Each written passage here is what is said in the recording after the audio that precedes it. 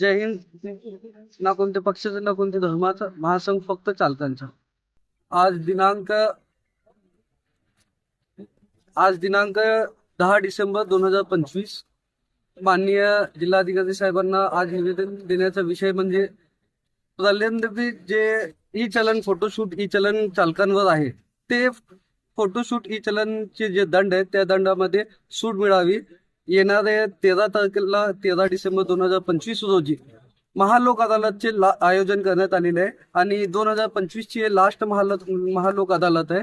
तर आमच्या महासंघातर्फे माननीय जिल्हाधिकारी साहेबांना निवेदन आहे की आम्ही गेल्या कित्येक महिन्यापासून सतत पाठपुरावा करत आहे आणि निवेदने दिलेले आहे की वाहतूक शाखेला आपण एक समज देऊन वाहतूक शाखे संदर्भात लोक अदालतमध्ये एक ज्युडिशियल प्रतिनिधी आणि जिल्हाधिकारी कार्यालयाचा प्रतिनिधी तिथं नेमणूक करून जे चालक तिथं आपला दंड ची तडजोड करण्यासाठी येणार आहे त्यांना त्या दंडामध्ये सवलत मिळावी आणि त्या दंडामध्ये सूट मिळावी, यासाठी आम्ही सातत्याने महासंघामार्फत जिल्हाधिकारी कार्यालयाला आणि माननीय उपायुक्त गोहर हसन साहेबांना आणि वाहतूक शाखेला कंटिन्यू आम्ही सतत ते निवेदन वगैरे दिलेले, तरी पण आज तक कोणताही निर्णय त्यावर लागलेला नाही. त्यासाठी आज खास करून सर्व रिक्षा चालक बांधव आणि सोलापुरातील मोठ्या प्रमाणात इथं हजर झाले आणि साहेबांना निवेदन दिलेले.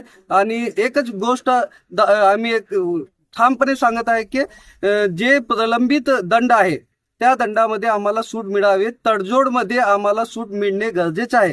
का म्हणजे लोक अदालतच्या जे ध्येय आहे ते ध्येयच हे की जे पण पक्षकार आहेत त्या पक्षकाराला तडजोड व्हावी आणि तडजोडमधून त्यांना सवलत मिळावी, यासाठी लोक अदालत लागतात. पण गेल्या 3 लोक अदालत आणि त्या मागील गेल्या वर्षाची मागील लोक अदालतमध्ये आज तक आहेत एकही रुपयाचा तडजोड म्हणून माफी रिक्षा चालकांना किंवा बाकीच्या चालकांना मिळालं नाही.